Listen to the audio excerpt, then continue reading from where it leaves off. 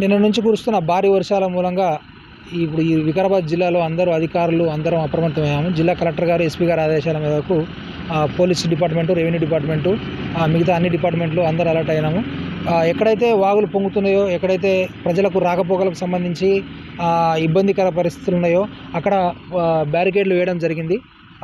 మా తరపు నుంచి ప్రజల విజ్ఞప్తి ఏంటంటే, ఎక్కడైతే మీకు వాగులు పొంగుతున్నాయి, చెరువులు ఏదైనా పొంగి ఊరేళ్ళకి వస్తున్నాయి, వాగులు పొంగి రాకపోకలకు ఇబ్బంది ఉంటే దయచేసి మీరు దాటే ప్రయత్నం చేయొద్దు, సాహసం చేయొద్దు. మాకు ఇన్ఫర్మేషన్ ఇస్తే ఏదైనా ఎమర్జెన్సీ ఉంటే మేము పోలీసు వాళ్ళని, రెవెన్యూ వాళ్ళని ఇమీడియట్గా అక్కడికి రీచ్ అయ్యి మీకు సహాయ సహకారాలు చేయడానికి సిద్ధంగా ఉంటాము మేము.